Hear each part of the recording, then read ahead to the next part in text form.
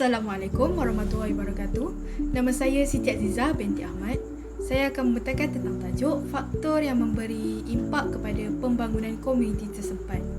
Baiklah, sebelum itu saya akan menerangkan tentang apa itu pembangunan komuniti. Pembangunan komuniti terdiri daripada pelbagai definisi yang mana ia bergantung kepada lokasi, budaya dan juga masyarakat setempat, yang mana mengikut definisi Hobbes 1980 pada tahun 1980, ia melihat sebagai pembangunan komuniti itu sebagai satu proses, di mana beliau mengatakan bahawa proses ini bermula daripada mengenal pasti masalah dan perubahan akan dapat dirasai oleh masyarakat yang terlibat sekiranya proses ini disertai oleh semua pihak, sama ada daripada pihak kerajaan, pihak bukan kerajaan dan juga masyarakat setempat itu sendiri. Baiklah, seterusnya apakah tujuannya pembangunan komuniti ini?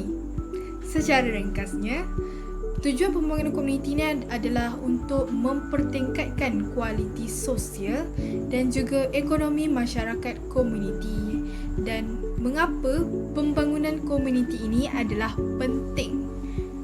Yang pertama, pembangunan komuniti ini menyediakan rangka kerja yang sistematik untuk pembangunan masyarakat, terutamanya dalam usaha membasmi kemiskinan. Dan yang kedua, pembangunan komuniti penting untuk kejayaan jangka panjang dalam era globalisasi.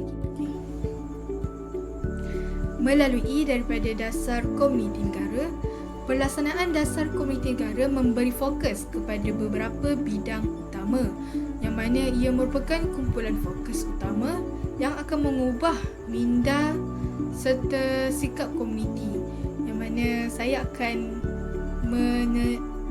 menerangkan tentang faktor-faktor yang akan memberi impak kepada perubahan dan sumbangan dan menjadi sumbangan kepada pembangunan komuniti setempat. Oleh itu, saya telah memilih lokasi di Seremban, Negeri Sembilan sebagai kaitan dengan dasar komuniti negara yang telah digariskan dan akan memaparkan program-program yang telah dijalankan bagi mencapai strategi untuk dasar komuniti negara.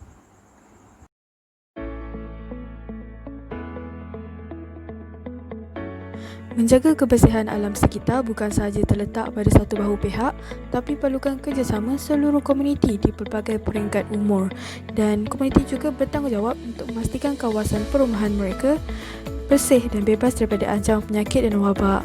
Melalui kempen dan program yang dijalankan, ia dapat meningkatkan kesedaran dan amalan kebersihan dalam komuniti, dan ia juga meningkatkan pengetahuan dan kemahiran pengurusan alam sekitar supaya bersih dan terpelihara.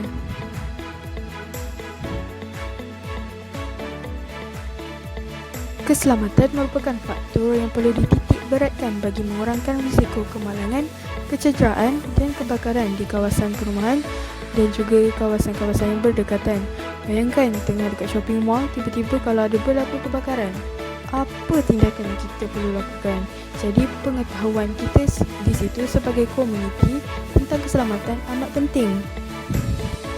Komuniti juga bertanggungjawab untuk mengikuti peraturan yang telah diletakkan demi keselamatan secara bersama.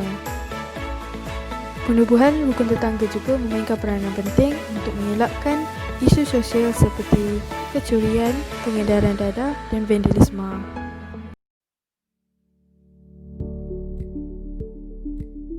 Golongan seperti ini perlu dibantu supaya tidak ketinggalan daripada arus kemodenan dan urbanisasi, yang mana golongan ini berhak mendapat akses kepada pendidikan, kemudahan awam, peluang pekerjaan dan juga kesihatan, yang mana perkara ini boleh dititik beratkan melalui strategi memupuk rasa keprihatinan dan sikap penyayang terhadap golongan-golongan disasakan, dan juga menggalakkan jalinan kerjasama strategik dengan pihak luar dalam membantu golongan ini. Sebagai contoh, menyediakan kemudahan awam dan juga membuka peluang pasaran kepada orang kurang upaya supaya mereka dapat membantu ekonomi mereka dengan usaha sendiri.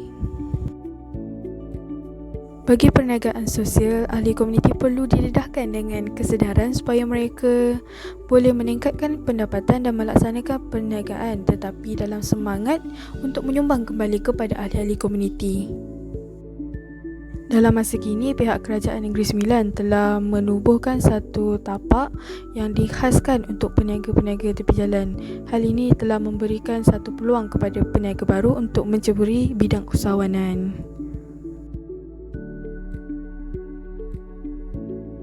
Perkhidmatan sosial pula lebih kepada sukarelawan, yang mana dalam gambar tersebut pada masa kini di waktu PKPB ini, sekumpulan mahasiswa daripada Sekretariat Mahasiswa Negeri Sembilan yang menyampaikan bantuan makanan keperluan harian kepada pelajar Politeknik Nilai yang mana mereka terkandas di kampus mereka sewaktu PKPB ini.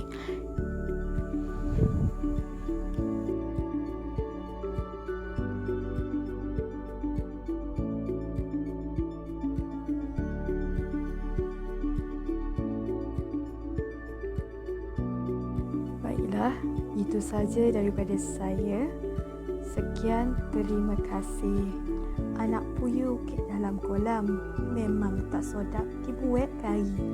Mari kita sama menyelam, jelajah sikit kawasan Nagoi. Terima kasih kepada yang menonton video pada kali ini.